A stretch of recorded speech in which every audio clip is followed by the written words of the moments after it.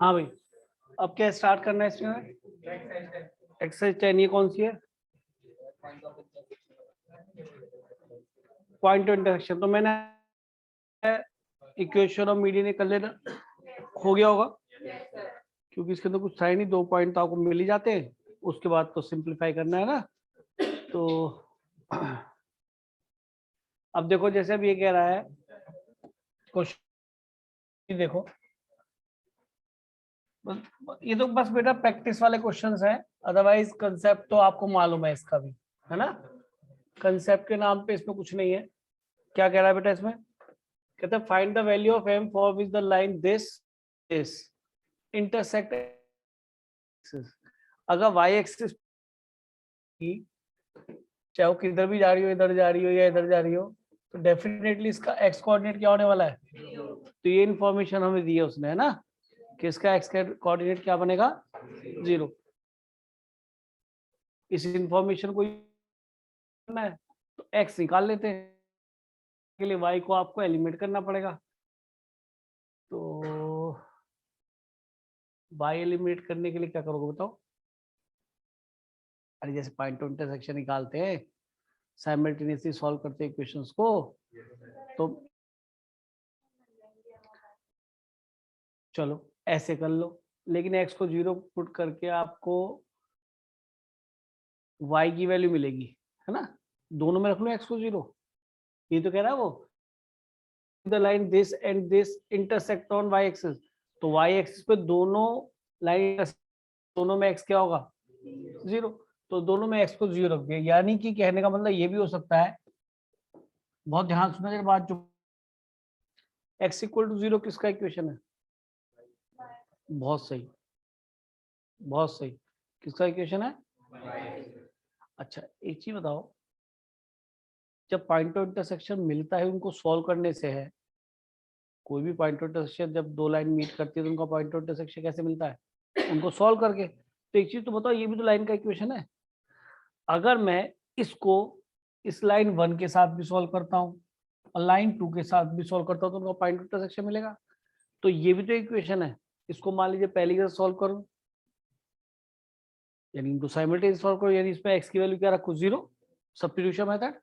जैसे मैंने x को 0 रखा तो यहाँ से मुझे m ये y की वैल्यू कितनी मिल गई बेटा? इसको 0 रखा, उनको उधर ले गया -m+6, इससे y की वैल्यू क्या आ गई बेटा?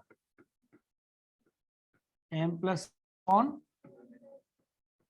और दूसरी लाइन के साथ भी x इक्वल टू 0 को सॉल्व करा तो इसमें भी x को 0 रख दिया, तो इससे y की वैल्यू क्या आएगी बेटा?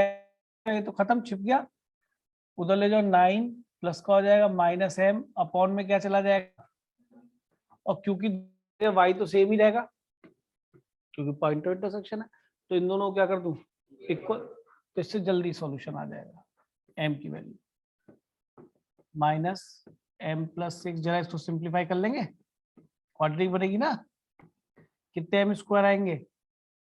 अच्छा एक काम करो, इस माइनस को इधर ले लो, इसके अंदर यूज कर लो, क्योंकि m है तो इस माइनस को मैं यहाँ यूटिलाइज कर लेता हूँ, क्या कर देता हूँ, m-9 को m-9, तो माइनस यूटिलाइज हो गया।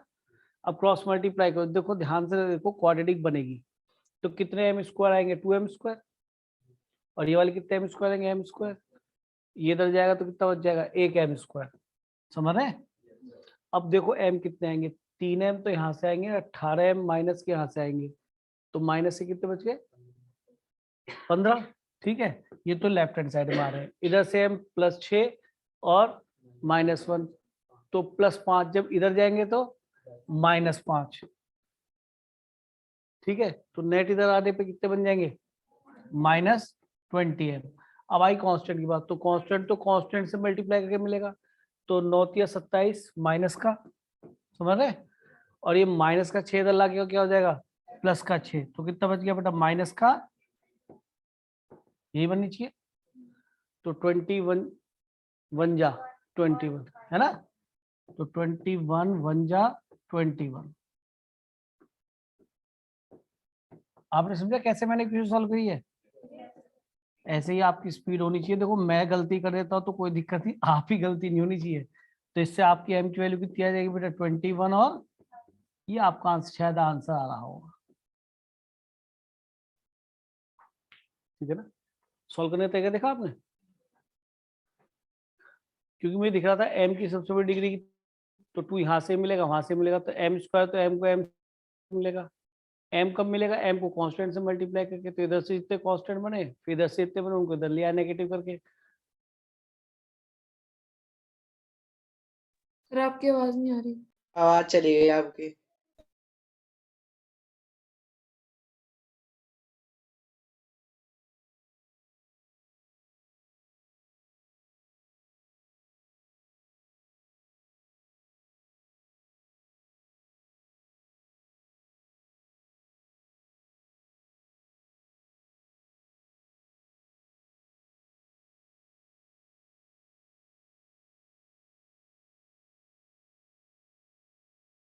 हो पाएगा ना। चलो, तो इससे से m निकल जाए, चले बेटा। अच्छा, अब ये देखो, ये कह रहा है classify the following pair of line coincident, parallel और इंटरसेक्टिंग। अब एक चीज बताओ, कोइंसिडेंट का मतलब लाइन एक के ऊपर एक फ्लिप कर गई, वो सॉरी, एक के ऊपर एक कोइंसाइड कर गई। कोइंसाइड का मीनिंग क्या है, दोनों लाइन सेम ही रही होंगी। अच्छा, अगर आपसे मैं कहूँ कि x plus y equal to 1 एक लाइन है, और फिर कहूँ 2x plus 2y equal to 2, यानी मैंने क्या कर दिया, उसको 2 से मल्टीप्लाई, तो क्या ये दोनों सेम लाइन नहीं है?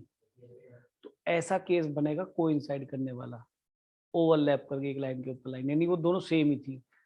लिखने का तरीका कुछ ऐसा था, उसको 2 से मल्टीप्लाई कर दिया, -1 से मल्टीप्लाई किया, या हाफ से मल्टीप्लाई कर दिया, पूरी क्वेश्चन को √3 से मल्टीप्लाई कर दिया, -√3 से मल्टीप्लाई कर दिया। तो उस केस में ये तुमने 10th में पढ़ा है, लेकिन यहाँ पे तुम ऐसा भी सोच सकते हो, पैरेलल लाइन के लिए स्लोप इक्वल होना चाहिए और इंटरसेक्टिंग लाइन के लिए स्लोप इक्वल नहीं होना चाहिए। और इसी चीज को 10th क्लास में समझाते नहीं थे, बस क्या करते थे कि एक रूल सा लिख देते थे कि दो लाइन है तो a1/a2 is not equal to b1/b2 लिखते थे ना, किसके लिए, इंटरसेक्टिंग के लिए। अब खुद ध्यान से देखो, अगर कोई लाइन लिखी है a1x plus b1y plus c1 equal to 0, और ये a2x दूसरी लाइन लिखी है plus b2y plus c2 equal to 0, तो आप बताइए -a1/b1 क्या देगा आपको, स्लोप। तो एक्चुअल में वो यही बता रहे होते हैं, a1/b1 को इधर ले आया मैं, a2 को उधर ले आया मैं, और दोनों तरफ किससे मल्टीप्लाई कर दिया, माइनस से। तो स्लोप्स इक्वल नहीं है, तो डेफिनेटली उनके एक्स एक्स से पॉजिटिव एक्शन से एंगल सेम नहीं है, तो लाइन इंटरसेक्ट ही करेंगी। नहीं समझ रहे, अगर दो लाइन ऐसी है, एक का स्लोप ये है और दूसरा स्लोप डिफरेंट है, तो डेफिनेटली कहीं ना कहीं तो इंटरसेक्ट करेंगी। और अगर उनके स्लोप सेम होंगे तो पैरेलल होंगी, और जब स्लोप सेम होंगे तो यहाँ पे इक्वल टू आ रहा होगा। तो तुमने पढ़ा होगा कि a1/a2 is equal to b1/b2 बन जाता है।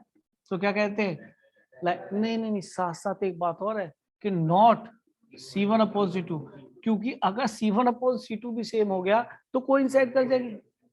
तो वो 10th का रूल सोच लो या 12th 11th पे सोच लो, बात तो एक ही है या नहीं। मेरे ख्याल में इसके लिए ज्यादा पंगा लेने की जरूरत नहीं है, तो खत्म हो गया ना हमारा। तो इसमें सीधा करना है 2/3, 2/3, a1/a2 समझ रहे हैं, और नॉट इक्वल टू शायद b1/b2 आ रहा है। अरे इंटरसेक्टिंग लाइन, यहाँ पे क्या आएगा, a1 1, इसका a2 3, इसका b1 -1 b2 -3, तो कैसी होगी। और नॉट c1/c2 वो 0 आ रहा है, और वो -5 इधर लाओगे ना, सॉरी +5 की आएगा, है ना। तो कैसी हो गई, पैरेलल, है ना। और चेक कर लेना, तो 10th की बात है ना। चल दूं आगे, पर ये कंसेप्ट बहुत सीखना जरूरी है। अब क्या कह रहा है, find the equation line parallel to y axis. अच्छा एक चीज बताओ, यहाँ पे पता है क्या, सारा कुछ जो है खेल आपकी समझ का है, आपकी समझ कितनी है। वैसे जितना पढ़ चुके उसके अकॉर्डिंग क्वेश्चन सब खत्म हो जाने चाहिए, पर फिर भी मैं एक बार एक्सप्लेन जरूर करूंगा, तो समझने की कोशिश करना। क्या कह रहा है, find the equation line parallel to y axis. आपको मैंने खूब पढ़ाया था, अगर कोई line parallel to y axis होगी तो होना हो वो x इक्वल टू समथिंग होगी, नहीं होगी, क्या है, कांस्टेंट। अच्छा वो हमें k कहाँ से मिलेगा? ये ओरिजिन है? अब एक चीज मुझे समझाइए जरा, स्पीड होनी चाहिए बच्चे के अंदर। इन्हें पैरेलल टू y एक्सिस है और मान लो 3 पॉइंट से पास होती है। ध्यान सुनना, एक बात सुनोगे तो बहुत अच्छा क्लियर हो जाएगा, कभी सोचना नहीं पड़ेगा। और ये क्वेश्चंस को करने में स्पीड बनाता है आपकी। अब इस लाइन की अगर बात करें, ये 2,3 से पास करती है और पैरेलल टू, अच्छा मैंने ये आपको याद ही करा दिया था कि y के पैरेलल तो उल्टा x इक्वल टू समथिंग आएगा। अब वो x इक्वल टू समथिंग कहाँ से मिलेगा? इसी एक पॉइंट से मिल जाएगा। इसकी इक्वेशन x इक्वल टू 2 होगी, केवल एक पॉइंट से पता पड़ जाएगा। अब कोई पूछे बच्चा सर ऐसा क्यों, तो आप बताइए मुझे। इस पे अगर मैं आपसे दूसरा पॉइंट पूछूं तो आप क्या बताएंगे? 2,4, इधर पूछू 2,0, इधर पूछू 2,-1, 2, तो हमेशा तो एब्सिसा x हमेशा 2 रहा। तो केवल एक पॉइंट ने आपको बता देगा सर x इक्वल टू जो k आने वाला है वो इस एक पॉइंट से पूछ लो कि उस k की वैल्यू क्या होनी है। तो x इक्वल टू x क्या है यहाँ पे? 2 है, खत्म क्वेश्चन। अब मान लीजिए ये लाइन पास करती है 3,-2 से, तो इसकी इक्वेशन क्या आएगी? x इक्वल टू 3 या नहीं? अब कोई कहे नहीं सर स्लोप पॉइंट फॉर्म से बता दो, तो एक बात बताओ, इसका 90 स्लोप बनता है, जब एंगल 90 बनता है तो इस लाइन की इक्वेशन निकालने की अगर मैं बात करूं तो y minus y1 is equal to m tan 90, मैंने tan 90 1/0 कहा था ना, लिखना भी चाहिए वैसे तो पाप है 1/0, लेकिन फिर भी मैं एक बार समझाना चाह रहा हूँ क्योंकि क्रॉस मल्टीप्लाई करेंगे तो कुछ ऐसा तरीका है जिसको मैं लिखना हमेशा अवॉइड करता हूँ। मैं कभी भी ऐसे लिखना नहीं चाहता, जबकि x इक्वल टू, तो सॉरी क्या कर रहा है, y बाई ये 2 था, है ना, 2 था सॉरी, तो ये वही तो बन रही है। ठीक है चल जाएगा, लेकिन मैं कहता हूँ ऐसे मत करो ना, पॉइंट से पूछो ना, हम एक स्टेप भी क्यों बढ़ाए। और इसी तरीके से अगर हम कुछ ऐसी बात करने लगे, ये एक्स एक्सिस है, ये वाई एक्सिस है, और अगर हम यहाँ पे आपसे कहने लगे कि भाई वाई एक्सिस के एक्स एक्सिस के पहले लाइन बताओ, तो वो तुम जानते हो y इक्वल टू समथिंग उल्टा। अब एक ही पॉइंट बताएगा सब कुछ। ये मान लीजिए आपका पॉइंट है 3,4, तो ये y इक्वल टू 4 हमेशा, क्यों? y हमेशा 4 ही रहेगा। किसी पॉइंट के लिए चले जाइए आप ओरिजिन से, है ना, तो आप इस पॉइंट को बोलेंगे तो क्या बोलेंगे? x माइनस 1 y 4, ये तो 4 ही हाइट रहेगी ना हमेशा, इसलिए y इक्वल टू 4। तो शायद इसमें कोई दिक्कत नहीं है। तो अगर मैं आपसे यहाँ पे बोलूँ एक बात कि भाई अब इसको शो करते हैं, find the equation line parallel to y axis, तो ये तो पता पड़ गया कि x इक्वल टू समथिंग आनी है। और अगर इस लाइन पे एक पॉइंट पता पड़ जाए तो उससे पूछ लेंगे तेरा x क्या है, वो k की जगह रख देंगे। यही तो बात सीखी हमने अभी। अब बाबा फिगर थोड़ा बनाएंगे इसके लिए। इससे कहा find the equation line parallel to y axis and drawn the point of intersection this and this, और इसके पॉइंट ऑफ इंटरसेक्शन से पास होती है, इक्वल टू -5, और इसको लिख लिया 3x plus y equal to 0। तो इन दो लाइन कहीं पे है, ये ओब्वियसली ट्रेस हो जाएंगे दोनों, इनके पॉइंट ऑफ इंटरसेक्शन से पास होती है, यानी कि जो line parallel to y axis है वो जो भी है, जहां भी मुझे नहीं मालूम, उसका x और y कोऑर्डिनेट इस लाइन पे लाई करता है। तो वो x और y कहां से मिलेगा? यहाँ से। इनको सॉल्व करके यहाँ पे इंटरसेक्ट करती है, तो मेरे ख्याल में ऊपर 3 से मल्टीप्लाई कर लूं और माइनस कर दूं, चलेगा? तो ये तो कैंसिल, ये कितना हो गया 7×21 और -22, चलेगा क्या? 7×21 और -22 और 5 -15, तो इससे y की वैल्यू आ गई -15/22। ऐसे बात होता, मैं बेवकूफ हूँ?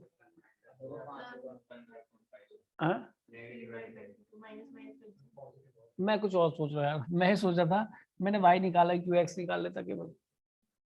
चलो अब निकल गया। अब x निकाल लेते हैं, x इक्वल टू इससे निकाला, y को उधर ले गए, तो -5 + 7y। कोई बात नहीं, पॉइंट इंटरसेक्शन तो आया, ये 7 × 15/22, तो ये 22, तो एलसीएम आ गया, कितना बनेगा भाई? 110, और ये हमारे 15 105 प्लस का कितना बच गया बेटा? ये -5/22, चलेगा क्या? तो ये कोऑर्डिनेट हमें दिख गया कि जो ये दो लाइन इंटरसेक्ट कर रही होंगी उनका x कोऑर्डिनेट तो 5/22 है और y कोऑर्डिनेट 15/22 है। जरा थोड़ा एक्चुअल फिगर पहुंच जाते पॉइंट के लिए केवल माइनस और ये प्लस, ये पॉइंट है। इस पॉइंट से वो लाइन पास करती है और पैरेलल टू क्या है, एक्स एक्सिस। तो ये पॉइंट जो भी है इसका इक्वेशन x इक्वल टू के होगा, और वो पॉइंट किससे पूछ लेंगे हम, इससे। और ये कितना है, x equal to parallel to y axis है, sorry sorry sorry sorry sorry sorry sorry, parallel to y axis. तो ऐसे ड्रॉ कर दे, तो ये कोऑर्डिनेट जो भी है पैरेलल टू y एक्सिस है, तो x इक्वल टू के समथिंग आएगा। और इसका हम किससे पूछेंगे कोऑर्डिनेट, इस k की वैल्यू किससे पूछेंगे, इस एक ही पॉइंट से पूछो किससे, क्योंकि इसका x तो हमेशा ही रहना है। तो x इक्वल टू कितना मिलेगा, k कितना बेटा, वो मतलब x की वैल्यू कितनी है, चेक करो जो आंसर क्या आ रहा है। तो इतनी समझ होनी चाहिए हमारे अंदर कि भाई हम पहले सोच के चले क्या बनने वाली इक्वेशन। अब आया भाई, ठीक है। अच्छा, अगले क्वेश्चन में कह रहा है equation line joining the point this and point two intersection this and this, यानी कि एक तो इस पॉइंट से पास करती है, सुन लो ये 2 मिनट के लिए, और इन दोनों के इंटरसेक्शन से पास करती है। तो एक पॉइंट तो ये रहा, एक इन दोनों सोल्व करके निकाल लो, 2 पॉइंट मिल गए, स्लोप भी मिल जाएगी और पासिंग पॉइंट कोई भी यूज करो। तो जरा इसको करो जल्दी से।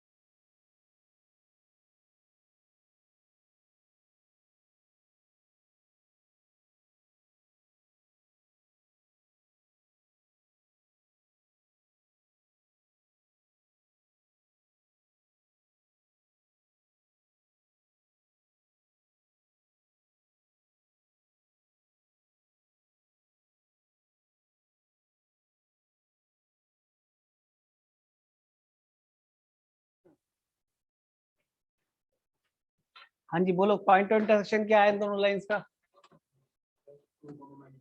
2,-7 चेक कर लूं, 8 और -7, ठीक है।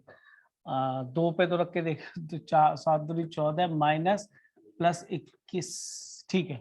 मैंने यहाँ पे सही निकाला, मैंने सेटिस्फाई कर लिया। तो ये एक तो ये पॉइंट हो गया और एक पॉइंट ही हो गया, तो दोनों पॉइंट से इक्वेशन ऑफ लाइन निकाल लेंगे। ये सब तो काम किया हुआ हमने, है ना। तो मैंने कहा टाइम बेकार क्वेश्चन पे हम वेस्ट ना करें, लेकिन यहाँ पे ये क्वेश्चन बढ़िया था, ये सोच हमें होनी चाहिए ना, इस तरह से हम सोचें। अच्छा, अब देखो लिखा है 2 vertices of triangle with this and the ortho centre is origin. देखो इससे क्वेश्चन बहुत बनते हैं आईआईटी में भी और जेईई मेन में भी, ठीक है। मतलब ऐसा कोई शायद ईयर ही आता हो जिसपे ऑर्थो सेंटर पे क्वेश्चन ना आता हो, ये आपने देख लिया हो शायद, अगर थोड़ा बहुत बच्चा कोई पढ़ रहा है घर पे तो तो ये रीजन है कि मैं इस क्वेश्चन को जरूर डील करूंगा एक बार, है। तो दिखाई दे रहा होगा आपको क्वेश्चन, और आप कर भी लेंगे, रफ डायग्राम बनाएंगे। लिखा है 2 vertices of triangle this vertices 2 है ट्रायंगल के, नोन है आपको। ये कोई एक्स एक्सिस नहीं है ना, एक्स एक्सिस के पैरेलल लाइन है। 3 -1 एंड -2 और 3। कोशिश ये क्या किया करो को इक्विलेटरल ट्रायंगल सा ना लगे, आइसोसेलेस ट्रायंगल सा ना लगे, जब तक दे नहीं रखा तो उसको थोड़ा सा स्केलियन ट्रायंगल बनाए गए ताकि आप फिगर से कंफ्यूज ना हो जाए, है ना। क्योंकि कल हमने बात की थी तो बात बोली थी कि इक्विलेटरल ट्रायंगल में सेंट्रॉइड, ऑर्थोसेंटर, सर्कमसेंटर, सारे सेंटर सब एक ही जगह होते हैं ना, तो उसमें तो काफी यूज होता है। कहीं ऐसा ना हो इक्विलेटरल ट्रायंगल बनाया सब कुछ पेल दो एक साथ। तो 2 वर्टिसेस दे रखे and the ortho centre is origin. चलो जी, यहाँ ऑर्थो सेंटर ले लिया मैंने और ये क्या है, ओरिजिन, ठीक। अच्छा ये पक्की बात है, ortho centre is the point of concurrency of altitude. ये पक्की बात है कि यहाँ पे आपको third find the coordinate third vertex ये पूछा गया, ठीक है, कोई दिक्कत नहीं। यहाँ से ऑर्डिनेट ड्रॉ करा, सोचो जरा कैसे करेंगे सर थर्ड वर्टेक्स निकालना है। सर आपके सिस्टम से बहुत आवाज आ रही है। सर अब आवाज आपकी चली आवाज गई। सर अब आवाज ही नहीं आ रही सर, वही कल वाला हो रहा है। कल वाला नहीं होने देंगे, कल वाला नहीं होने देना, चाहे कुछ भी हो जाए। सोचो जरा क्वेश्चन के बारे में, क्या कल वाला हो रहा है।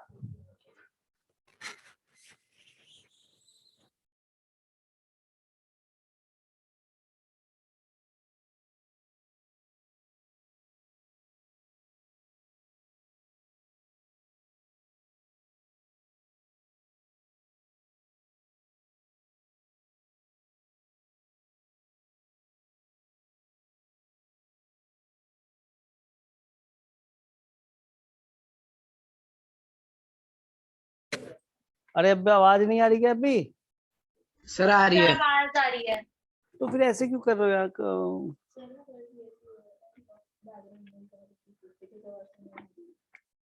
सारी क्लास, पूरी क्लास में था, पूरी क्लास में? अच्छा, कौन कौन कल घर पे था? अच्छा, कल क्या सारी आवाज बेकार आई थी बेटा? बताओ। No sir. हाँ सर, डिस्टरबेंस तो हो रही थी पर सारी तो नहीं थी। सारी नहीं थी, ठीक है ठीक है। अभी देखते हैं, तुम बताना अगर कोई प्रॉब्लम फिर दोबारा ठीक करेंगे। अब यहाँ तक तो समझ में आ रहा है, आवाज आ रही है बेटा यहाँ तक? Yes sir. चलो, यस सर। तो ये कह रहा है, अब देखो ऑर्थो सेंटर ऑल्टीट्यूड जहाँ मीट करते हैं, अब सबसे पहले तो इन दोनों पॉइंट्स का सहारा लेना है ना? अच्छा इसी बताओ सर फिर हो रहा है।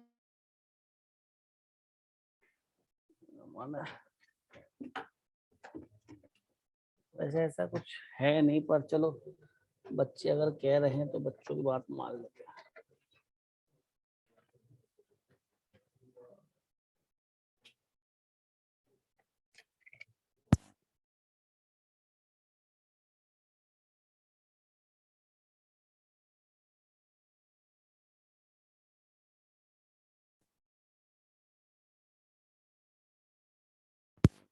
देखो अब आवाज आ रही है? Yes sir. चलो देखते हैं, फिर बताना। इसके बाद में कुछ नहीं कर पाऊंगा। वर्टिसेस दे रखे, ortho centre origin find the. अच्छा अब ये सोचते हैं कि सर ये कोऑर्डिनेट क्या मिल सकता है, कि सर या तो इन दोनों लाइंस का पॉइंट टू इंटरसेक्शन, ये दो लाइन की इक्वेशन निकाल लो तो सॉल्व कर लेंगे, मिल जाएगा। या फिर आप ये भी कह सकते हो कि सर एक लाइन ये ले लो ना ऑल्टीट्यूड, तीसरा मत ड्रॉ करो अभी। क्यों? कि सर इसको ड्रॉ करके भी क्या कर लोगे, ये पॉइंट तो पता ही नहीं है।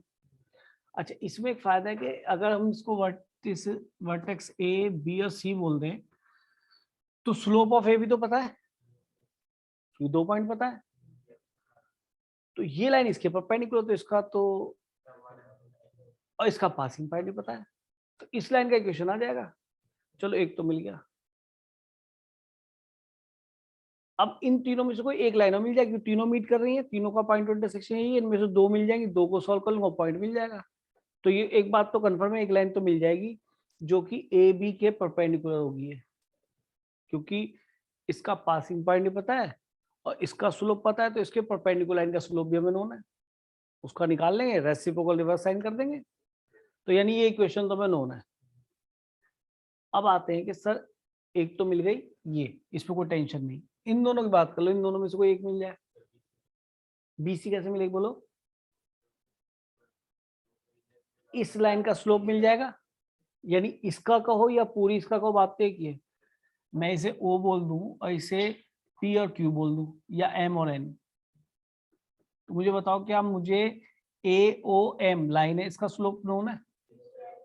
अगर इसका नोन है तो इसका भी नोन है, परपेंडिकुलर है, और इसका स्लोप नोन है, इसका पासिंग पॉइंट नोन है, तो ये इक्वेशन मिल गई। अब इसको और डबल टिक वाली और सिंगल टिक वाली को सॉल्व कर लेंगे तो पॉइंट मिल जाएगा। Question over. तो स्टार्ट हो जाए कहां से? पहले slope of A B, that is y2 minus y1 upon x2 minus x1। गलती ना हो जाए बेटा, -4 अपॉन 5। तो स्लोप ऑफ क्या, एनसी मिल गई 5/4, 4। तो इक्वेशन ऑफ एनसी निकाल लो, y माइनस ओरिजिन ये ले लो पासिंग पॉइंट तो बीच में भी है, तो क्या हो गई m 5/4 x माइनस एक्स, यानी कि हो गई 5x इक्वल टू 4y। एक क्वेश्चन ये आगे से नंबर 1 बोल दो। अब हम इस लाइन के लिए अप्रोच कर रहे हैं, किसके लिए, BC के लिए। मैं चाहते तो हम AC भी निकाल सकते थे, जिस तरह से हम BC निकाल लेते तरह से हम AC भी निकाल सकते थे, ऐसी कोई आफत नहीं थी, है ना। तो आप मुझे बताइए स्लोप ऑफ क्या कहें AOM चलेगा? अरे AOM एक ही लाइन है यार, मैंने जान के O को बीच में ले लिया, क्योंकि किसी भी 2 पॉइंट से निकाल लो स्लोप तो ही रहेगी, y2 minus y1 upon x2 minus x1। कितना हो गया बेटा, -1/3। Therefore slope of BC line क्या हो गया 3, परपेंडिकुलर है इसके, और पासिंग पॉइंट ये रहा। तो इक्वेशन ऑफ क्या निकाल रहा हूँ BC, y minus y1 passing point m3 x minus x1 कितना बेटा +2। तो इक्वेशन आ गई 3x, इस y को उधर ले गए -y, और 6 और 3 9, तो माइनस का 9। एक क्वेश्चन ये रही और एक ये रही, ये नंबर 2 है, इसको 2 बोल दिया और इसको 1 बोल दिया। इन दोनों सॉल्व कर लूंगा, सी नहीं मिलेगा, सिंप्लीफाई कर लो, मतलब साइमल्टेनियसली सॉल्व कर लो तो पॉइंट आ जाएगा आपके पास, या नहीं, इजी। तो ये देखो, ये तो बिल्कुल मैं ये कहूँगा प्रोसीजर क्वेश्चन है। अगर आपको ऑर्थो सेंटर नोन है और आप जानते हैं कि ortho centre is the point of concurrency of altitudes, तो इसका मीनिंग फिर तो हम क्वेश्चन धो देंगे ना। एक ही ये तो नॉलेज चाहिए थी, फिर तो पासिंग पॉइंट स्लोप तो हम सोच ही लेते हैं, और कोई पॉइंट अगर 3 लाइन पे इंटरसेक्ट करा तो इनमें से कोई भी 2 लाइन का इक्वेशन मिल जाए, काम हो जाएगा।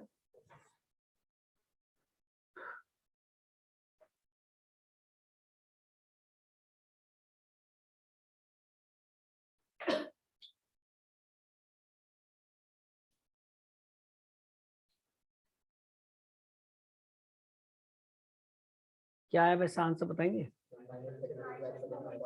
-36/7 और -45/7। -36 और y -45 कैसे लिख रहा हूँ 45 तो सिंप्लीफाई तो आपको करना है, काम खत्म। वैसे क्लास में क्वेश्चन आएगा तो इसको ये आप ये मत सोचिए कि बहुत बढ़िया क्वेश्चन, मतलब बहुत टफ क्वेश्चन होगा, आप कर लेंगे बढ़िया, तो मैं इसे कहूंगा, क्योंकि जिस बच्चों को ऑर्थो सेंटर नहीं आता उसको कुछ नहीं आता। अच्छा,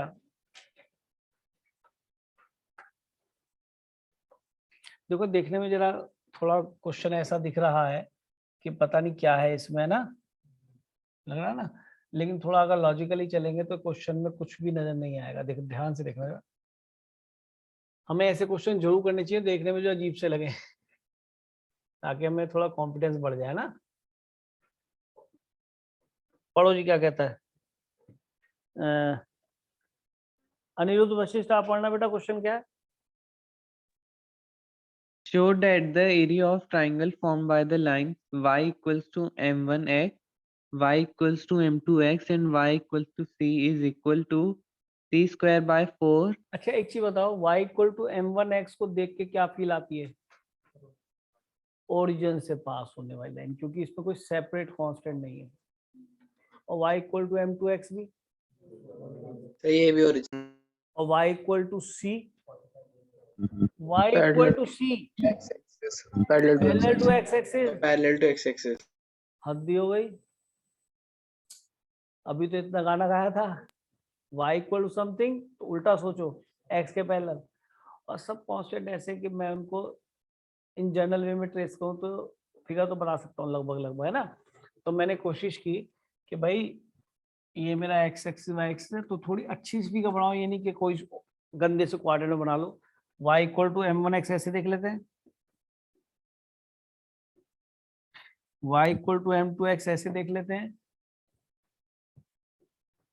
ये y इक्वल टू m2x, और ये वाली y equal to m1x origin से पास होगी, और y इक्वल टू c। अब एक कुछ बच्चे नलायक ऐसे भी कह सकें कि सर वो इधर बना लो, अब इधर बना लेंगे तो इधर भी एरिया बनेगा, तो ये अच्छा सा बना लेना भाई, या गंदगी फैलाने का शौक है ज्यादा? अच्छा चलो, यानी पैरेलल टू एक्स एक्स, चलो ध्यान देता है, थोड़ी सुंदर सी बना लूँ है। पैरेलल टू एक्स एक्स, ये हो गई y equal to c. This area is to find, यही है भाई। और ये तो ऐसी फिगर बन गई जीवन में हमने कभी देखी नहीं। क्या बनाए? ट्रायंगल है। ट्रायंगल के लिए तो आता है हाफ बेस इंटू हाइट से भी निकल सकता है? अच्छा एक चीज मुझे ईमानदारी से बताना, अगर ये कोऑर्डिनेट मैं आपसे पूछूं तो कोई बच्चा मुझे ये वाला कोऑर्डिनेट बता सकता है? y इक्वल टू m2x और y इक्वल टू c के इंटरसेक्शन से मिल रहा है, इस लाइन के और इस लाइन के इंटरसेक्शन से मिल रहा है, तो ये कोऑर्डिनेट बताना मून क्या बनेगा? मून ये कोऑर्डिनेट बताना।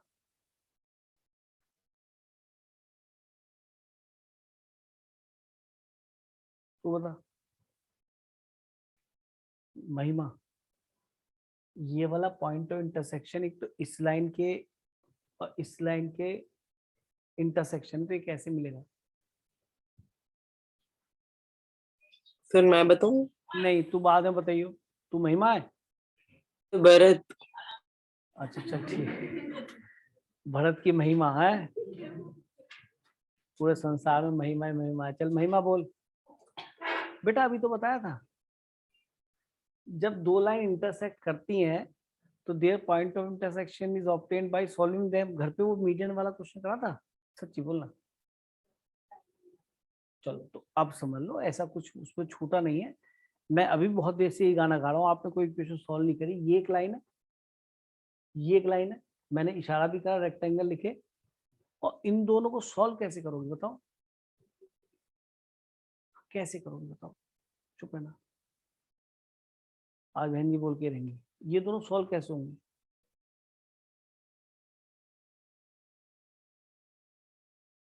तनु क्या नाम है तेरा? स्तुति, हाँ कैसे बेटा सॉल्व करोगे इन दोनों को? देवेश चुप है ना, इन दोनों लाइंस को हम सॉल्व नहीं कर पा रहे हैं। ये तो स्लोप होती है। अरे मैं अगर तुमसे कहूं y इक्वल टू 2 और y इक्वल टू, एक बार चुप रहो, 3x, इनको ये दो लाइन है या नहीं है पहले तो बताओ? तो क्या आप इनका पॉइंट टू इंटरसेक्शन निकाल सकते हैं? अरे उसे बोलने तो, उसके मुंह जबान है, वो भी यस सर बोल सके। तो how will you get the point of intersection? तो बता दो क्या आएगा, क्यों खा रहे हो? अरे पेन नहीं उठाओ यार, कमाल है, किस प्रकार के आर्टिस्ट हो यार तुम। पे ये दो इक्वेशन सॉल्व हो रही, अभी मैं कहता ना ये वाली सॉल्व करो तो मैं कहूंगा कि पेन उठाओ, है? इनको भी सॉल्व करने के लिए पेन उठाना है,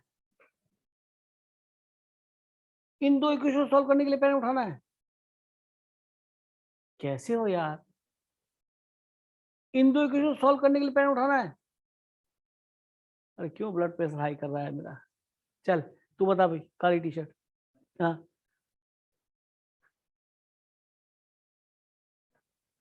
इन दोनों को सॉल्व करके इनका जो पॉइंट इंटरसेक्शन आएगा,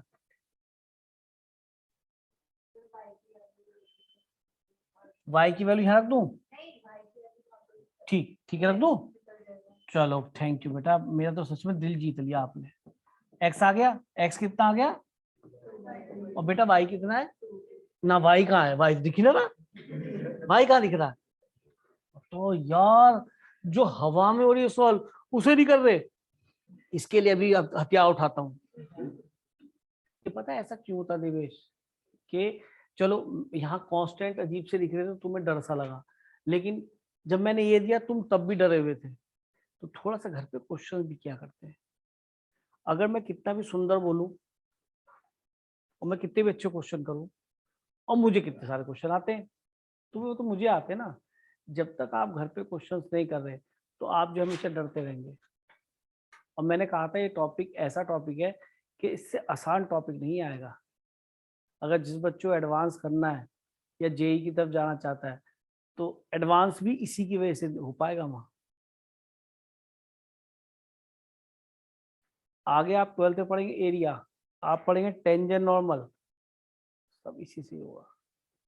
और इससे आसान चैप्टर नहीं है, बार बार कह रहा हूँ, इससे आसान चैप्टर नहीं है।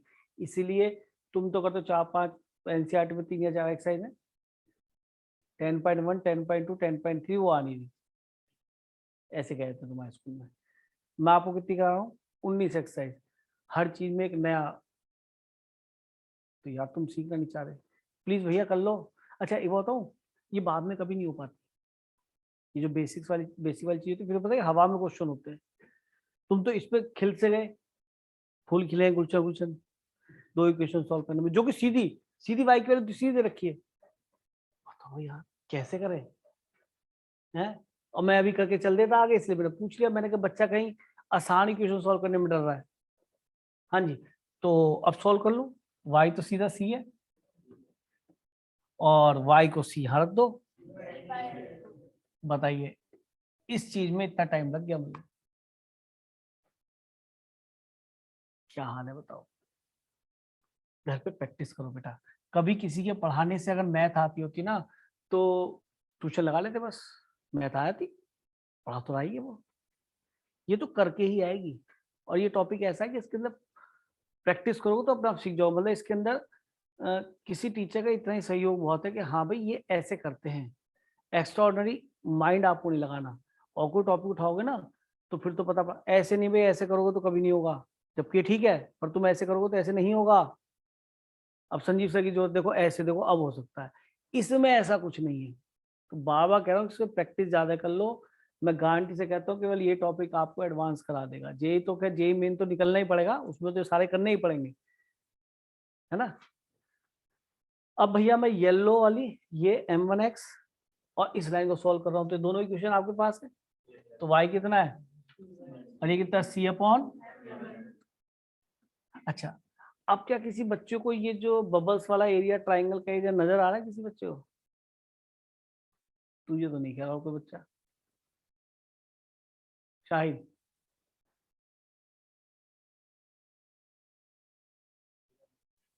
है? थीटा क्या कह रहा है? मैंने सोचा कबीर सिंह कह रहा हो, शाहिद खान है ना ये। अरे ट्राइंगल कह रही है base into arc, half base into arc से निकलता है, इसमें नहीं लगेगा। ये राइट एंगल ट्राइंगल, अच्छा ओहो ये कहाँ पड़े हो। चलो और कुछ हो जाए। ये जो ट्राइंगल है इसमें ऑल्टीट्यूड अंदर आ रहा है, तो ये बेस हो गया और ये हाइट हो गया, कोई बात नहीं, सातवीं बात में बताया था। और जो ऑब्ट्यूज एंगल ट्राइंगल होगा, अगर आप इसको बेस लेंगे तो इसकी हाइट बेटा बाहर आएगी, h। Area half base into height से ये वाला नहीं आएगा, आएगा यही वाला। जितना बेस लेंगे हाइट तो बाहर है, तो क्या परपेंडिकुलर ही होगा। परपेंडिकुलर ऐसे इसे हाइट बोल दूं क्या? फिर इसे क्यों नहीं बोल रहे हाइट? हाइट तो परपेंडिकुलर होती है और अपोजिट वर्टेक्स से। तो एरिया तो इसी ट्रायंगल का आएगा। तो छठी सातवीं में, खूब सातवीं में सिखाया जाता है, ठीक है। तो मेरा दिल जीत लिया आपने। मैंने कहा चलो अब शायद नजर आया हो। किसको नजर आया? क्या नाम है तेरा? पीयूष। बताओ पीयूष चावला, बेस कौन सा लोगे? Very good, 0। इसको मैंने ए फॉर एप्पल, इसको बी फॉर बॉय लिख लिया। तो ए बी लेंथ कैसे नजर आ रही है आपको? Very good. यहां से यहां तक की जो लेंथ है, ये जो यहां से यहां तक की लेंथ है, डिस्टेंस कहना चाहिए, इस कोऑर्डिनेट से पता पड़ रही है कि सर ये लेंथ तो c/m2 होनी चाहिए, नहीं? तभी तो c/m2 वाई सी चले होंगे। और यहां से यहां तक अगर परपेंडिकुलर ड्रॉप करूं तो ये वाली डिस्टेंस कितनी बननी चाहिए?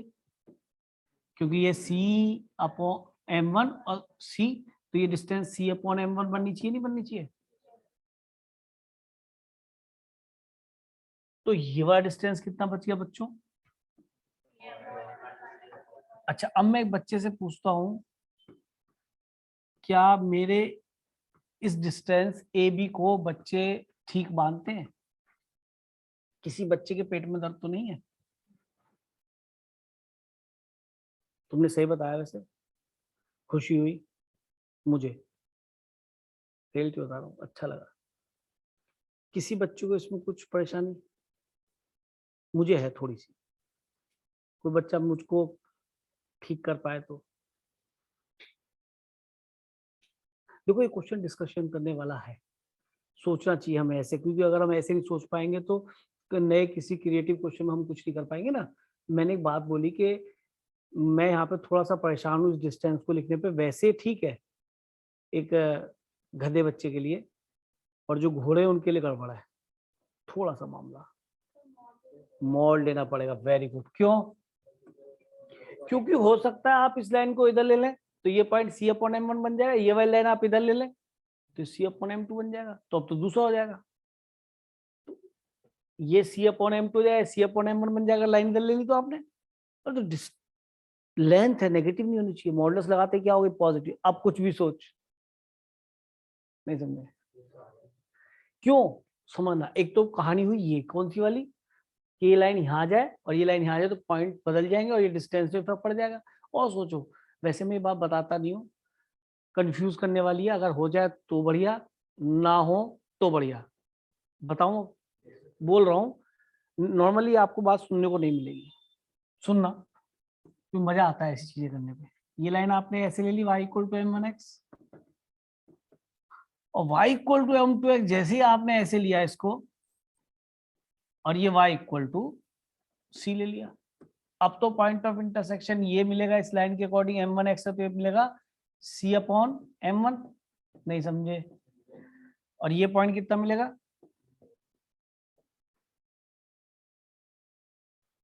अब तो कलेश हो गया, ये तो जुड़ गया। डिस्टेंस इन दोनों पॉइंट के बीच की तो जुड़ गई। लेकिन ये सोचो ना कि जब आप इसे C upon M one plus C upon M two करेंगे तो इतनी समझ होनी चाहिए कि जब मॉडल्स लगाओ तो C upon M two value negative होगी, तभी अपने आप एडजस्ट कर जाएगा। नहीं समझ में आया तो बहुत अच्छा, और आ गया तो बहुत अच्छा। ठीक है, कुछ बच्चों को तो आया होगा, ईमानदारी से बताना। पर चलो आगे धीरे धीरे मैच्योर हो गए, आने लगेंगी ये चीजें में कि हमने ऐसे की सोचा। तो ए भी आ गया, शायद बेस आ गया। और महिमा चौधरी आप बताओ इसकी हाइट कितनी है ट्राइंगल की, जो आपका ट्राइंगल ओ ए बी है?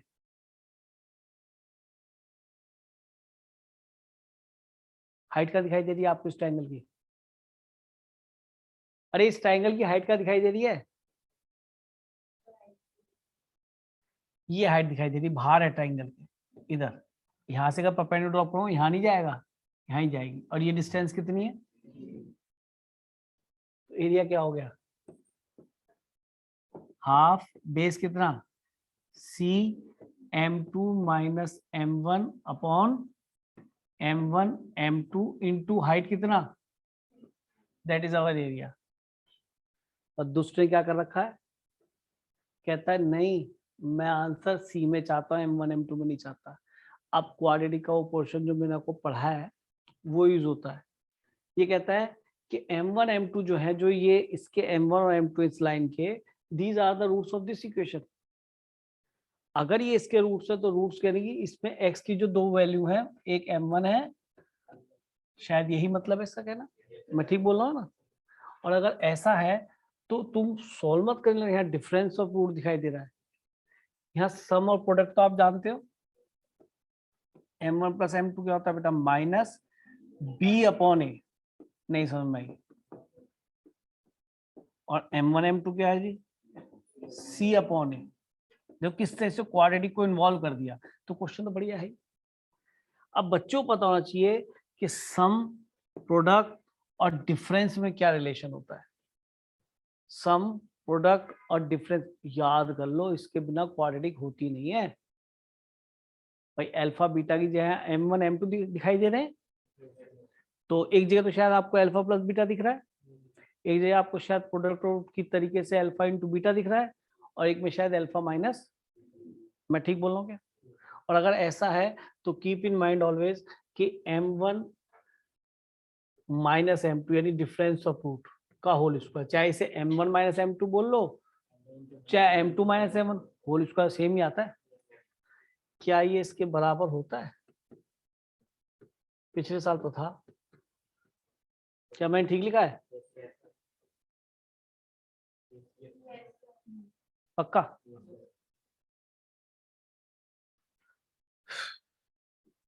तो शायद मैं m1 माइनस m2 लिख सकता हूँ। m1 माइनस m2 क्या आएगा बेटा? बोलो बोलो, m1 माइनस m2 क्या आएगा? Half c under root m1 plus m2 whole square minus 4m1 m2। नहीं समझ में आई? पीछे से लिखा है बेटा, m1 प्लस m2 का m1 माइनस m2 या m2 माइनस m1 का होल स्क्वायर बताया था। होल स्क्वायर इसके बराबर होगा, उधर गया रूट बन गया। कहाँ है तू? इसको यहां से हटाऊंगा तो यहाँ रूट नहीं आएगा क्या? रूट ही तो लिखा है यार, ऐसे क्यों घूरते हो? अब तुम सोचोगे सर डिफरेंस को आपने सम ऑफ प्रोडक्ट में क्यों लिया? तो सर आपको क्वेश्चन आता है इस वजह से नहीं, सम ऑफ प्रोडक्ट दे रखा है, नहीं दे रखा? उसकी m1 माइनस m2 वैल्यू लिखनी है। सम क्या दे रखा है? √3 प्लस 2 और ये √3 माइनस 1। तो बताओ half c m1 plus m2 क्या है? √3 प्लस 2 का होल स्क्वायर। किस आपने माइनस क्यों लिखा? माइनस का होल स्क्वायर प्लस नहीं बन जाएगा? माइनस 4 m1 m2 क्या है? √3 माइनस 1 अपॉन कितना? m1 m2 ये क्या है? √3 माइनस 1। और एक c बाहर लिखा है, c को भी अंदर ले लूं, c स्क्वायर, कोई दिक्कत तो नहीं। और अगर बाहर भी ले लूंगा तो c स्क्वायर मॉडुलस से बाहर तो c स्क्वायर रहेगा ना, पॉजिटिव रहेगा ना। c स्क्वायर में आंसर दिख रहा होगा। अब क्या ये आप होल स्क्वायर एक्सपेंड करके √3 माइनस 1 को रेशनलाइज करके लिख सकते हो? सिंप्लीफाई कर लोगे? पहले तो होल स्क्वायर एक्सपेंड कर दो और उसको सिंप्लीफाई करो, फिर √3 माइनस 1 को रेशनलाइज करो, फिर देखते हैं आप आंसर ला पाते। कैलकुलेशन तो करो। क्वेश्चन समझा दिया। तो मेरे हिसाब से कॉम्पिटिटिव पॉइंट ऑफ व्यू से बढ़िया क्वेश्चन है, लेकिन शायद ये तुम्हारी एनसीईआरटी मिसलेनियस का दिखे, शायद चेक कर लेना, आई थिंक। लेकिन मुझे कराने का वजह क्या थी? क्वाड्रेटिक का यूज हो गया, ज्योमेट्रिक इंटरप्रिटेशन मिल गई आपको काफी अच्छी, मॉडुलस का ज्ञान हो गया।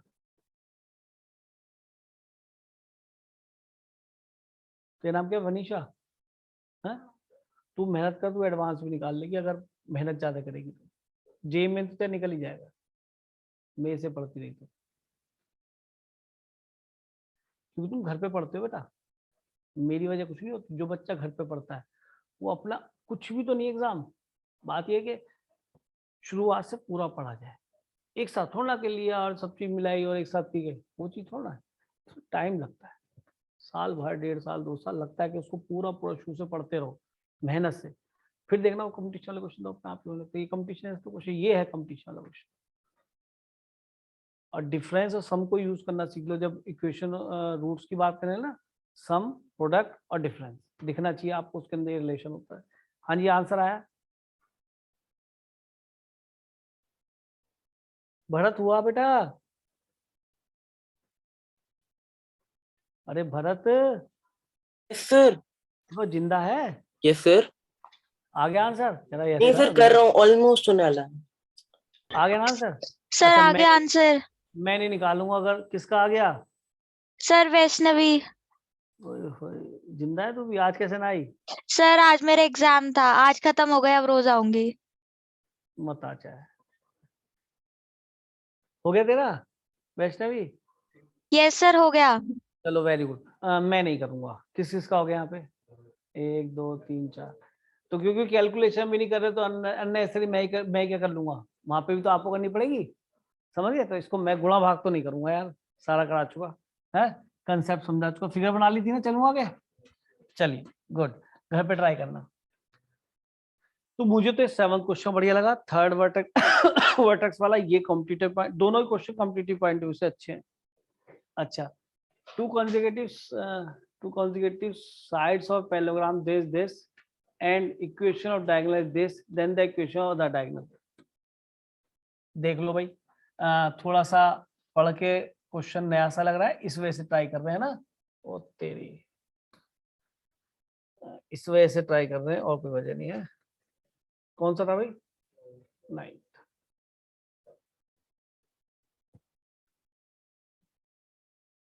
पता है, इनमें कुछ सीखने को मिल जाता है। और तो क्वेश्चंस में क्या है कि पॉइंट पता है, स्लोप पता है, इक्वेशन निकालनी है, तो उसके अंदर कुछ क्रिएटिवनेस नहीं होती है ना। तो उसको मैं करना नहीं चाह रहा ऐसे क्वेश्चन। अब लिखा है 2 कंसेक्यूटिव साइड्स।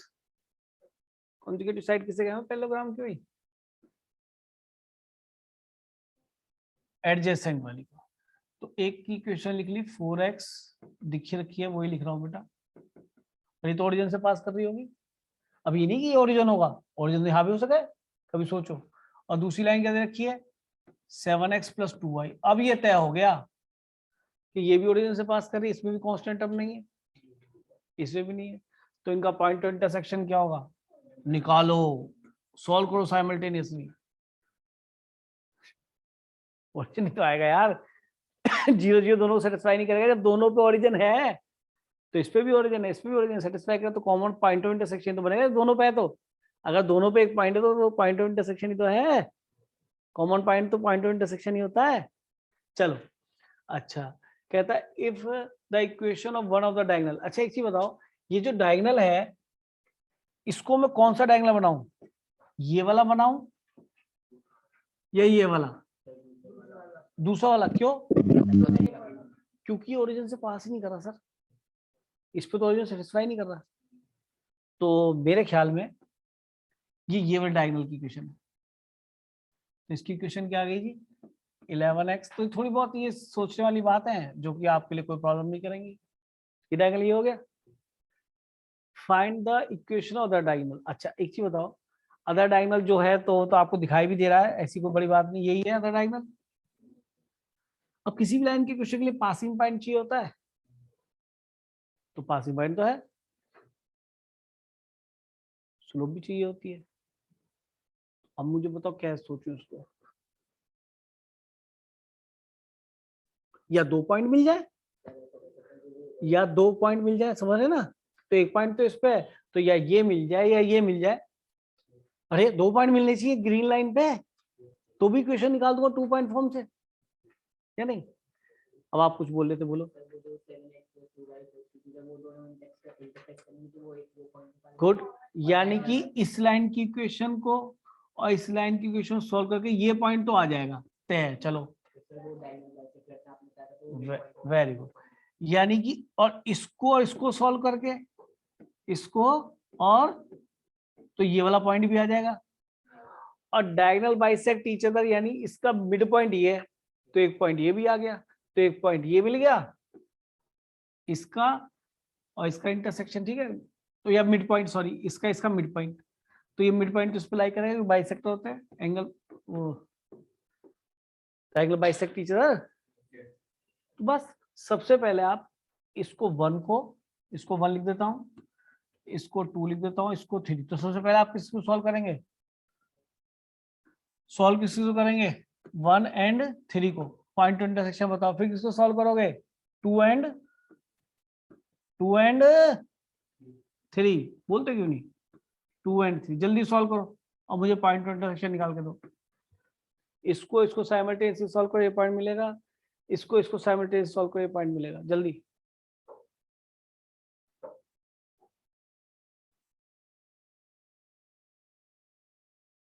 सॉल्व आपको करना है, मुझे नहीं करना। इक्वेशन तो एटलीस्ट मुझे सॉल्व नहीं करनी चाहिए ना।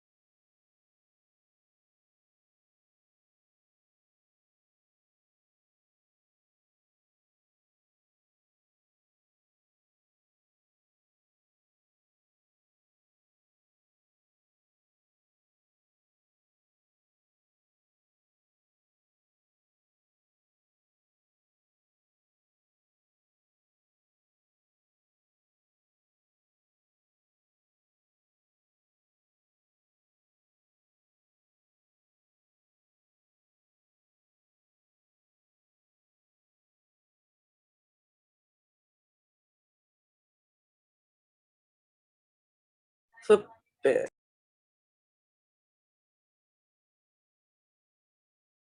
सर हो गया।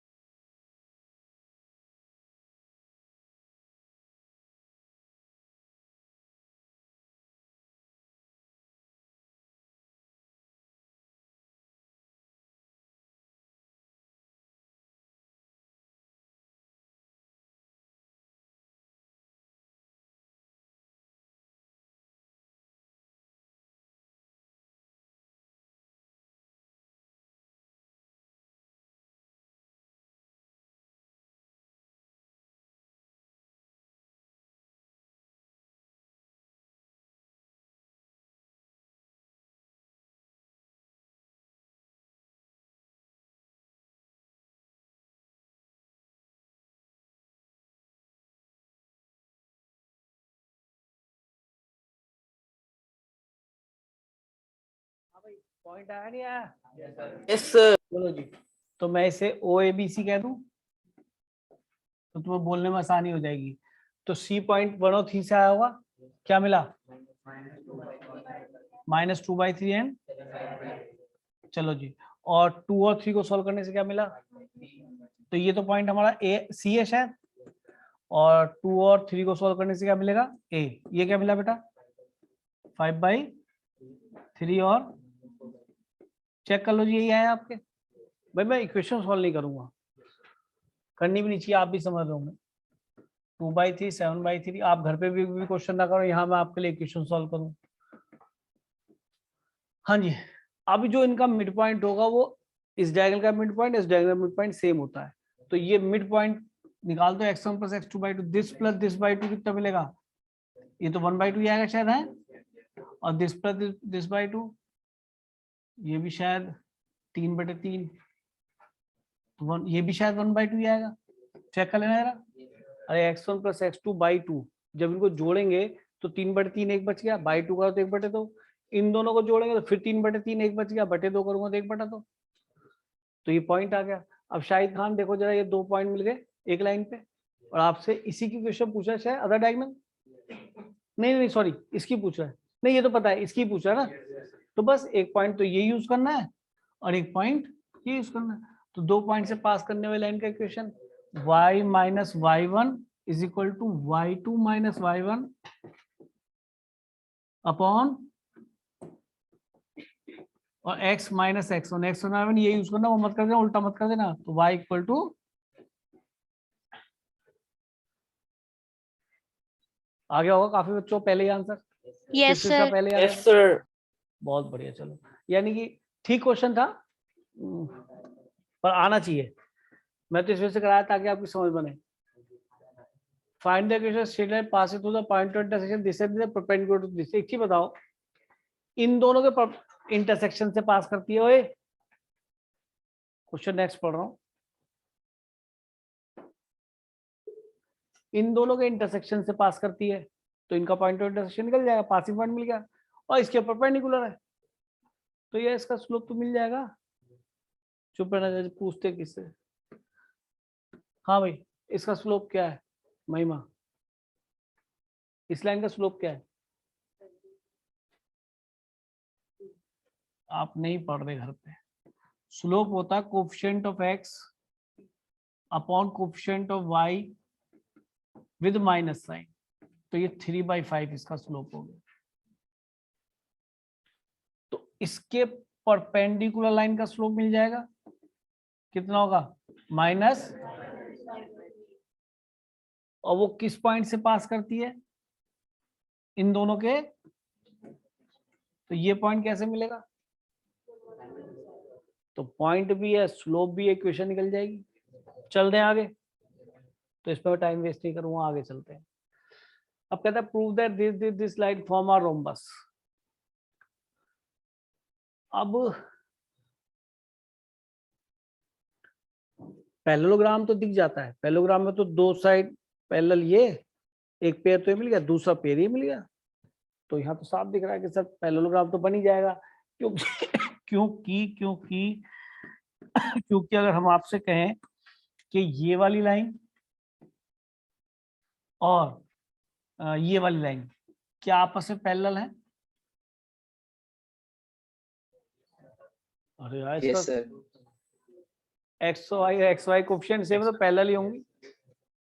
और क्या ये वाली लाइन और ये वाली लाइन आपस में पैरेलल है? तो सब पैरेललोग्राम तो मैं ओरली कह दूंगा, these two lines are set of parallel line, these two lines are set of parallel line। तो दोनों एक सेट पैरेलल का बन गया, दूसरा ये बन गया, नहीं समझे कुछ इस तरीके से, और एक बन गया भैया ये सेट। तो सर ये तो श्योर है कि पैरेललोग्राम है, लेकिन ये पैरेललोग्राम रोम्बस होगा, ये कैसे पता करोगे?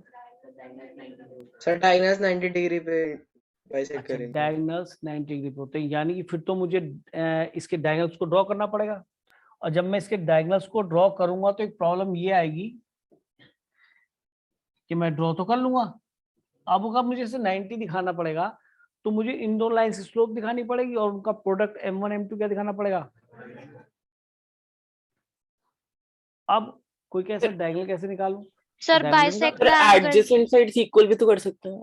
सर एंगल को बाइसेक्ट करते हैं। सारी बातें सबको पता है तो अब उससे आगे चले। हम ये सोचे थे इनको परपेंडिकुलर कैसे दिखाएं, तो मेरे हिसाब से परपेंडिकुलर दिखाने के लिए स्लोप निकलना चाहिए, और स्लोप कैसे निकलता है? 2 पॉइंट से भी निकल जाता है। तो अगर मैं आपको कोई लाइन लिख दूं कि ये लाइन √3x पहली बार लिख रहा हूं प्लस y = 0, और इसके पैरेलल वाली लाइन क्या है, ये रहा √3x + y = 1, ये दोनों लिख दी, सजावट ठीक है। फिर इसमें से उठाया क्या, कौन सा, √3y + x = 0। वाओ, ये भी ओरिजिन से पास कर रही है, कांस्टेंट नहीं है, तो ये पॉइंट तो सीधा आ गया, पॉइंट ऑफ इंटरसेक्शन। कुछ बच्चे सॉल्व कर रहे होंगे, वो बात अलग है, सॉल्व कर लो ना, 0 0 आएगा। और एक लाइन इसकी ये वाली लिखनी, लहर, दूसरी लहर क्या है, √3y + x = 1। तो यार हमें फिर तो एक पॉइंट तो ये, एक इन दोनों को सॉल्व करेंगे, इन दोनों ब्लू लाइंस को, तो ये पॉइंट मिलेगा, तो इसका स्लोप मिल जाएगा। अच्छा, इसको और इसको सॉल्व करूंगा तो ये वाला पॉइंट मिल जाएगा, इसको सॉल्व करूंगा ये वाला पॉइंट मिल जाएगा, और जब ये वाले दोनों पॉइंट मिल जाए तो उसका स्लोप आ जाएगा, और ये वाला पॉइंट इसको इस लाइन को सॉल्व करके मिल जाएगा। तो ये वाला पॉइंट तो मैंने निकाल दिया, 3 आप निकाल लेना लाइंस को सॉल्व करके, तो चारों पॉइंट आ गए। इससे इस लाइन की स्लोप मिल जाएगी, इन 2 पॉइंट से, इन 2 पॉइंट से इस लाइन की स्लोप मिल जाएगी। स्लोप का प्रोडक्ट क्या दिखा दोगे? ये सबसे छोटा पड़ेगा मेथड। जितने बोल रहे कि एंगल बाइसेक्टर, तुम्हारे अंदर दम नहीं है कि तुम दोनों के एंगल निकाल पाओ। रोम्बस में प्रॉपर्टी होती है, रोम्बस प्रूव करना ना, वो पैरेललोग्राम ऐसा होता है जिसके डायगोनल बाइसेक्ट करते हैं एंगल को। ये रोम्बस की ही खूबसूरती है। देखो पैरेललोग्राम अगर आप बनाएंगे तो ये डायगोनल बाइसेक्ट, ये एंगल बाइसेक्टर नहीं हो सकता, लेकिन यही रोम्बस बन जाए, यही डायगोनल क्या हो जाएगा, एंगल बाइसेक्टर हो जाएगा। तो याद करने के लिए फिगर हमेशा बहुत काम आती है कि हर पैरेललोग्राम का एंगल बाइसेक्टर, जो डायगोनल होगा एंगल बाइसेक्टर नहीं होगा उस एंगल का, लेकिन रोम्बस में क्या होगा, ये दोनों एंगल भी सेम होंगे और ये वाला एंगल बाइसेक्टर ही बनेगा, ये दोनों एंगल्स भी सेम होंगे। एक बात और बता देता हूँ, अगर ये बड़ा वाला पैरेललोग्राम है तो इन दोनों साइड्स के बीच का जो डिस्टेंस है, ये पैरेललोग्राम थोड़ा ऐसे था ना, है ना, ये जो इन दोनों लाइन के बीच की डिस्टेंस होगी परपेंडिकुलर होगी ना, ये ऐसे बाहर गिर लो परपेंडिकुलर, ठीक है। तो ये तो डिस्टेंस इन दोनों के बीच की डिस्टेंस क्या दिखाई देगी, ये वाली पैरेलल लाइन के बीच की डिस्टेंस। ये दोनों इक्वल नहीं होती, लेकिन रोम्बस में खासियत होती है कि जब भी रोम्बस बनेगा ना तो उसके अंदर distance between the parallel line, एक तो ये परपेंडिकुलर डिस्टेंस और एक ये क्या होती है, इक्वल। तो distance between two set of parallel lines equal आता है, पैरेललोग्राम में इक्वल नहीं आता। कितनी अच्छी दो बातें बताई मैंने, क्यों बताई? क्योंकि जेईई और एडवांस क्वेश्चन में यूज होती है, 10th की प्रॉपर्टी नहीं है, बच्चा कम यूज करता है इनको, तो उसे नहीं पता होती। हम क्वेश्चन को ऐसे ही खत्म कर देते हैं। पैरेललोग्राम तो बहुत जल्दी बन जाता है, ये दो साइड पैरेलल स्लोप से काम हो गया, ये दो साइड पैरेलल स्लोप से काम हो गया। अब पैरेललोग्राम तो हो गया, पर ये पैरेललोग्राम रोम्बस है नहीं है, क्योंकि रोम्बस तो पैरेललोग्राम होता ही है। तो उसके लिए मैं कई बार ये सोचता हूँ एंगल बाइसेक्टर पर मैं बहुत कम जाता हूँ, क्योंकि एंगल बाइसेक्टर निकालना बड़ा मुश्किल होता है, उसके लिए पूरी 2 क्लास अलग से चाहिए होती है। तो लेकिन distance between the parallel line आप अभी भी यहाँ सीखेंगे, तो मैं कई बार डिस्टेंस बिटवीन पैरेलल लाइन भी इक्वल कर देता हूँ, तो भी ये पैरेललोग्राम क्या बन जाता है, रोम्बस। क्योंकि ये मेथड भी लेंदी है। कैसे लेंदी है? क्योंकि ये पॉइंट तो मैंने बता दिया, इन दोनों को सॉल्व करोगे ये पॉइंट आएगा, इन दो लाइन को सॉल्व, चलो ये अच्छी बात है, लाइन थी हमारे पास, इन दोनों सॉल्व करो ये पॉइंट आएगा। जब ये 4 पॉइंट निकलेंगे तब आप यहाँ पहुंचेंगे, हम इस डायगोनल की स्लोप निकाल सकते हैं और इस डायगोनल की स्लोप निकाल सकते हैं। तो रोम्बस के जो डायगोनल होते हैं वो 90 मीट करते हैं, फिर M1 M2 -1 बन जाएगा, लेकिन पॉइंट टू इंटरसेक्शन निकलने में टाइम तो लगेगा। अब तुम ये जानना जो चाह रहे हो कि सर दो पैरेलल लाइन के बीच का डिस्टेंस कैसे निकालते हैं, ये भी दिमाग मारा हुआ। तो अगली एक्सरसाइज में है वैसे, पर क्योंकि मुझे बताना ही है तो मैं यहाँ पे एक बार बताने की कोशिश कर रहा हूँ। सुनो जरा ध्यान से, कि अगर कोई दो पैरेलल लाइन दे रखी है तो ओबियस है कि उसका ax + by + c1 होगा ये, और ये शायद ax + by + c2 होगा। क्यों, क्या गलत लिखा मैंने? ये पैरेलल लाइन है, तुझे क्यों लग रहा है सही लिखा है मैंने? क्या नाम है तेरा? रौनक, क्यों लग रहा है सही लिखा है मैंने? जल्दी बोल जल्दी। ये दो पैरेलल लाइन है, मैं बोलता हूं, और मुझे लग रहा है मैंने बहुत अच्छा लिखा, तुझे क्यों लग रहा है बहुत अच्छा लिखा? तू बता। पिंक शर्ट, हाँ, क्या नाम है तेरा? स्लोप सेम होगा यार। स्लोप सेम नहीं पहली या दूसरी लाइन का? पहले लाइन के लिए कैसे सोचते हो यार? स्लोप सेम तो सोचते हो, तो ऐसे क्यों डरते हो यार? कोएफिशिएंट ऑफ x और कोएफिशिएंट ऑफ y तो सेम आएंगे तभी स्लोप सेम बनेगा। तो C1 C2 बोल दिया मैंने बस, है? तो इन दो पैरेलल लाइन के बीच में डिस्टेंस हर जगह क्या रहेगा? अलग अलग, सेम। तो एक जगह निकाल ले, और ये शायद परपेंडिकुलर होगा दोनों जगह। तो ये डिस्टेंस होता है, डिस्टेंस बिटवीन पैरेलल लाइन, लिख लो, distance between parallel lines is equal to होता है C1 - C2 का modulus upon √ coefficient of x और कोएफिशिएंट ऑफ y के स्क्वायर्स का सम। अब एक क्वेश्चन मैं यहाँ लिख देता हूँ बड़ा अच्छा सा, जैसे समझना, x + 2y - 3 = 0, और दूसरी पैरेलल लाइन लिखी 2x + 4y + 7 = 0। क्या ये आपस में पैरेलल हैं भी? मैंने वैसे लिख दिया। सर है। फिर है सर पैरेलल है। रौनक कैसे पैरेलल है? पहली का स्लोप क्या बता? रौनक बोलेगा। दूसरी का स्लोप क्या है? तो सबसे पहले तो इसको तमीज से लिखो, क्योंकि जब हम पहले लाइन के बीच का डिस्टेंस निकालते हैं तो उनमें x और y के कोएफिशिएंट क्या रखते हैं? सेम, तभी हमारा फॉर्मूला वैलिड है। तो मैंने इस इक्वेशन में 2 से कर दिया डिवाइड। अब मेरे C1 C2 करेक्ट है, किस बच्चे ने ये C1 C2 ले, गड़बड़ हो जाएगी ना। तो डिस्टेंस बिटवीन पैरेलल लाइन क्या आ गया बोलो, क्या बन गया? C1 - C2, तो C1 कितना है? -3, -C2 क्या है? 7/2 का modulus upon coefficient of x, इसमें सेम ही होगा, और कोएफिशिएंट ऑफ y कितना है? दोनों में सेम ही होगा। तो कितना बन जाए भाई? 9 3 6 और 7 13, 13/2, और ये 5 √5। नेगेटिव तो लिखा ही नहीं ना, मॉडुलस से तो नेगेटिव आएगा नहीं ना, बाहर पॉजिटिव हो जाएगा ना। तो मैंने जो इसके अंदर एक लूपहोल बनता है वो यही बनता है कि बच्चों क्या करते हैं, कोएफिशिएंट्स x और y का कुछ ट्वाइस या थ्राइस कर देते हैं या -10 कर देते हैं। तो बच्चों को पहले वो x और y कोएफिशिएंट को क्या बनाना है? क्यों? फॉर्मूला वैलिड नहीं होगा ना, तो इसको नोट कर लो, अलग से टॉपिक हो गया डिस्टेंस बिटवीन पैरेलल लाइंस।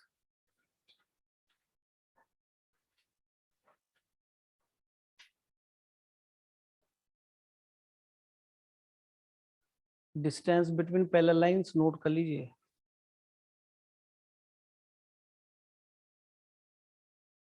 याद हो गया, C1 माइनस C2 का मॉड नेगेटिव तो करना नहीं, डिस्टेंस है, लेंथ है, और upon under root coefficient of x square plus coefficient of y square, बीच में माइनस कभी नहीं बनेगी, a square positive b square positive है ना। बैक यहाँ थे भाई हम, यही थे ना। अच्छा जी, अब ये यहाँ तो नहीं थे, हम तो कहीं और थे। सर वो अच्छा वर्कशीट अच्छा खुली वहां थी। थे, हाँ तू जरूर बोल, हैगा, दिख गया। अब सोचो कि अगर मैं 1 और 2 के बीच में डिस्टेंस निकालूं, तो सोचो मुझे पॉइंट टू इंटरसेक्शन कोई नहीं निकालना पड़ा यार। मैंने पैरेलल तो ये बता दिया कि इसका स्लोप इसके स्लोप के बराबर है, इसका स्लोप इसका, तो पैरेललोग्राम तो बता दिया। अब अगर इन दो लाइंस के बीच में मैं डिस्टेंस निकालूं, तो 1 और 2 के बीच का डिस्टेंस बोलो कितना बनेगा, C1 माइनस C2। तो इसको इधर ले आओ, नहीं समझे, और ये तो खुद जीरो है ही, तो C1 minus C2 upon under root coefficient of x √3 का स्क्वायर 3 और कोएफिशिएंट ऑफ y का स्क्वायर 1, कितना आ गया जी 1 बाई, हैप्पी बर्थडे। अब जरा ये तो किसके बीच में 1 और 2 के बीच में निकाला, अब एक 3 और 4 लाइन मान लिया इसको, तो डिस्टेंस बिटवीन 3 एंड 4 क्या बनेगा, C1 माइनस C2, दोनों का, इसका C1 कितना है 0 माइनस C2 कितना है इसका -1, इसको इधर लिया है ना तभी तो बनेगा।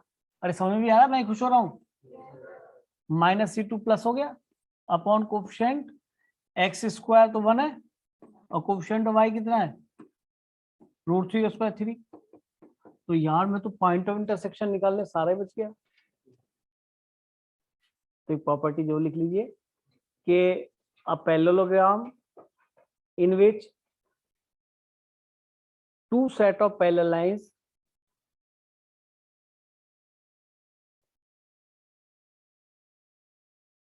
having same distance between them is called rhombus, is called rhombus। और इसका मैंने यूज कर दिया, तो मेरे हिसाब से क्वेश्चन मैंने बड़ा आसानी से कर दिया, नहीं मानोगे, बहुत छोटा कर दिया यार।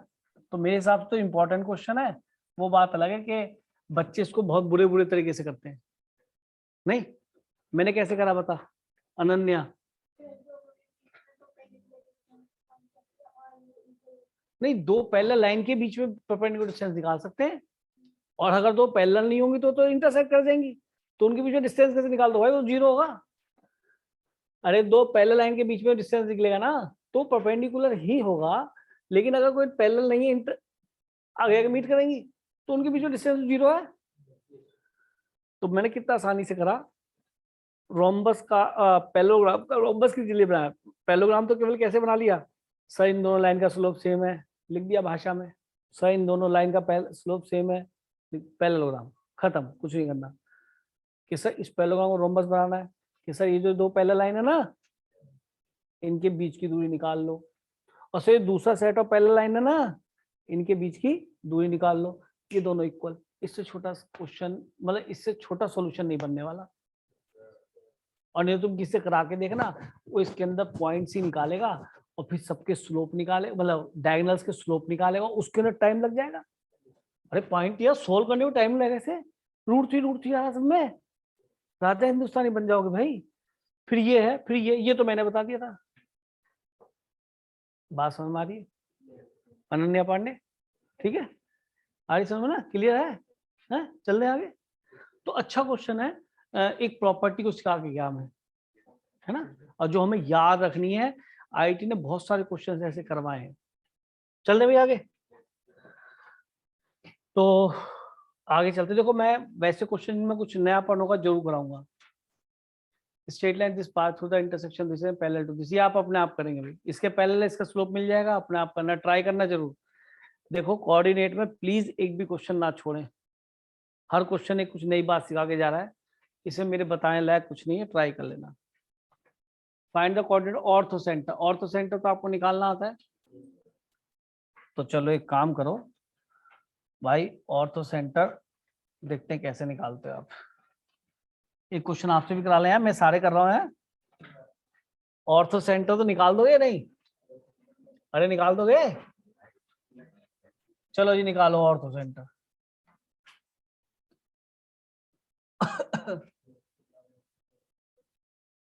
ट्राइंगल के कोऑर्डिनेट्स गिवन है आपको, ठीक? क्या क्या है बेटा? अरे कोऑर्डिनेट्स गिवन है बेटी, क्या कहते हैं तू?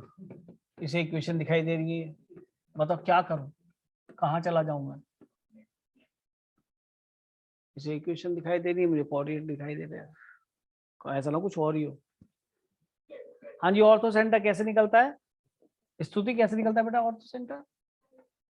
ऑल्टीट्यूड्स, तो केवल 2 ऑल्टीट्यूड्स बना लो, तीसरा बनाने की जरूरत क्या है? क्यों भाई, एक तो ये बना लो परपेंडिकुलर, बाइसेक्टर नहीं होगा, परपेंडिकुलर है, बाइसेक्टर नहीं होगा, ऑल्टीट्यूड है, बाइसेक्टर नहीं होगा साइड को, और एक 90 सा तो लगे, तभी तो मैं इक्विलेटरल ट्रायंगल बनाने को मना करता हूँ, आइसोसेलेस ट्रायंगल को बनाने को। पता पड़ा वो तो बाइसेक्टर भी होगा, आइसोसेलेस ट्रायंगल में ऑल्टीट्यूड तो बाइसेक्टर भी बनेगा ना, तो फिगर तो कम सुंदर सी बने। तो बेटा एक तो सबसे पहले क्या निकालोगे, इस लाइन की इक्वेशन, इसको लिख दिया m और इसको लिख दिया n, तो आप bn और am की इक्वेशन निकाल लीजिए और उनको सॉल्व कर लेंगे तो you will get ortho centre, क्योंकि तीसरा भी ऑल्टीट्यूड यहीं से पास होगा ना। और मुझे उसे बनाने की इक्वेशन की जरूरत क्या है? 2 लाइन को सॉल्व करके पॉइंट मिल जाएगा। Yes. करो करो करो करो जल्दी से। ये इस एक्सरसाइज में क्वेश्चन अच्छे हैं, मिलता है।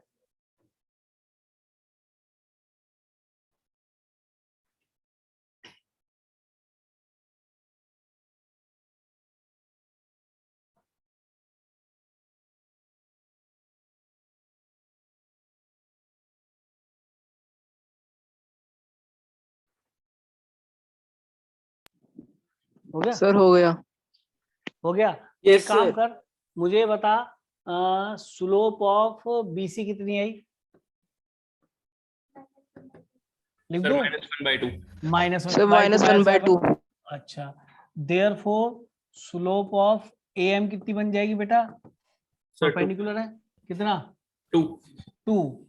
तो देयरफॉर इक्वेशन ऑफ एएम कितनी बन जाएगी? पासिंग पॉइंट भी है और स्लोप भी पता है इसका, तो भाई क्यों? Yes sir. तो y minus y1 passing point कितना? 3। m कितना बेटा? 2। x माइनस x1 कितना? +1। Very good. तो इक्वेशन आ जाएगी, देख लेना क्या बनेगी। एंड अब दूसरा प्रोग्राम चालू करते हैं। सिमिलरली इसकी इक्वेशन निकालते हैं, तो इसकी निकालते हैं, तो इसकी स्लोप चाहिए, तो स्लोप ऑफ क्या AC कितना बना? AC का slope 1/3. 1/3 -3 -3/1 minus y1 upon x2 minus x1। हाँ सर, -3 मिलेगा, +3 मिलेगा? नहीं, -3 मिलेगा।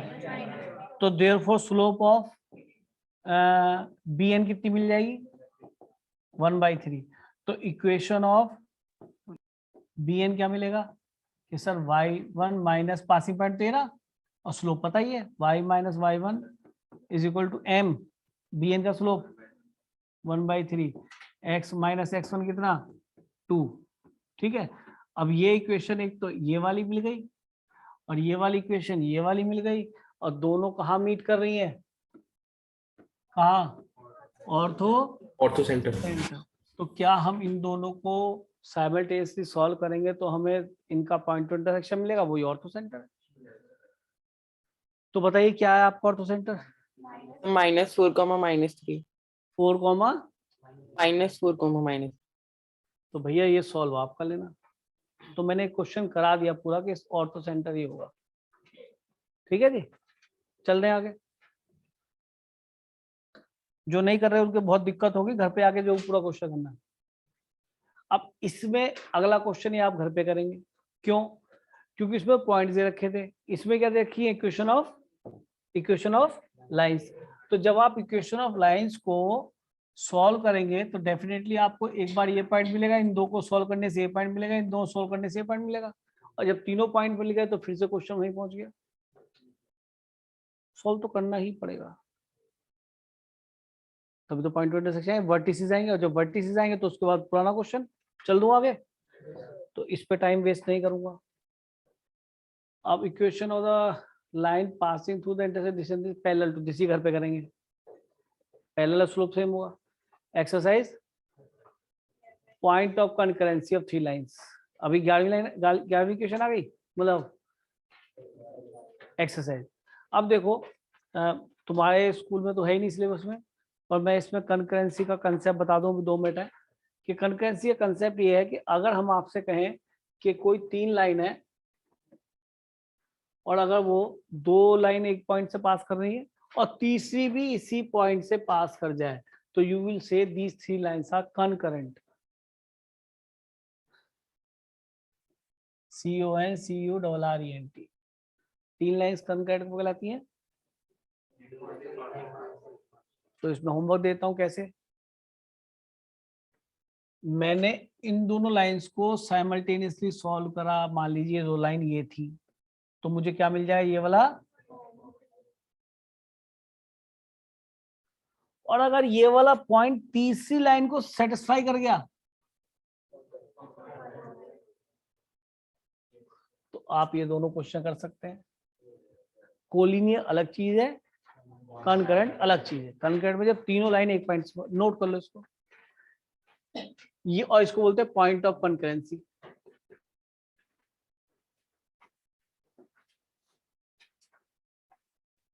और ये तीनों लाइन कैसी है, कनकरेंट, ध्यान रहेगा। और this point is called point of concurrency, ठीक है। और स्ट्रेट लाइन की जितना भी हो जाएगा सैटरडे तक, इसका आपका टेस्ट होगा संडे को, ठीक है जी, समझ गए होगे। तो मेरे ख्याल में और हम दिखाइए कितना रह गया, निकल लो, अब हो गई क्लास। बस तो ये तो ये सब बता दूंगा, पोजीशन बाद में कर लेंगे, क्योंकि आप पैराबोला एलिप्स हाइपरबोला भी करना है ना, तो बहुत सारा हो जाएगा सब, बहुत क्या छोड़ दूं इसे, ये भी देखो ना। ठीक है बेटा, बाय।